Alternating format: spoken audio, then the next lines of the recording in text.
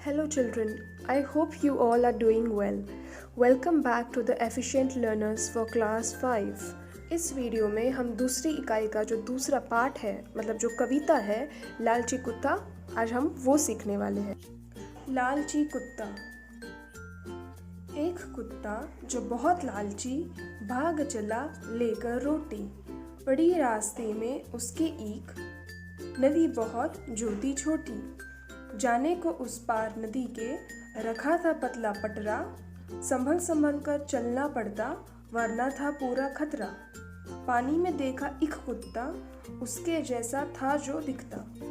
तो पहले स्टांजा में हमारे जो कवि है प्रभाकर भट्ट जी, जिन्होंने ये कविता लिखी है लालची कुत्ता, उन्होंने कहा है एक कुत्ता था जो बहुत ज़्यादा लालची था। लालची को इंग्लिश में ग्रीडी बोलते हैं और जिसे बहुत लालच होती है। तो वो जो कुत्ता था उसको एक बार एक रोटी मिलती है तो वो अपनी रोटी मुंह में लेकर चल पड़ा और रास्ते में उसे एक नदी से गुजरना था और जो नदी थी वो बहुत छोटी थी और उस नदी को पार करने के लिए जो वहाँ पे पटरा रखा हुआ था, मतलब लकड़ी का एक टुकड़ा, एक लंबा सा टुकड़ा, वो भी बहुत पतला था। तो उस पर चलना, अगर चलना होता तो बहुत ही संभल संभल कर चलना होता, नहीं तो बहुत ज़्यादा खतरा था, ऐसे कवि बोलते हैं। तो वो उस पर जब चल रहा होता है तब उसकी नज़र पानी में अपने परछाई पर पड़ती है, अपने रिफ्लेक्शन देखता है वो पानी में और उसको अपने जैसा एक और कुत्ता दिखता है। असल में तो कोई दूसरा कुत्ता नहीं होता है, वो खुद ही को पानी में देखता है।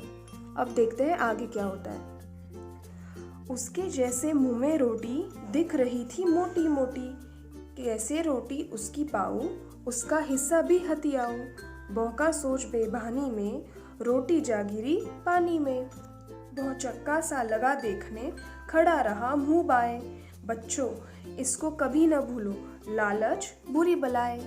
तो यहाँ पर कवि बताते हैं कि जब वो अपने आप को पानी में देखता है तो उसको उस कुत्ते के मुंह में भी एक रोटी नज़र आती है जो बहुत मोटी मोटी होती है।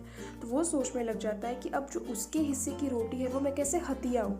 हथियाऊँ का मतलब है किसी से कुछ चीज़ हम जब छीन कर लेते हैं उसे हथियाना बोलते हैं। तो वो सोचता है उसके हिस्से की रोटी मैं कैसे पाऊँ।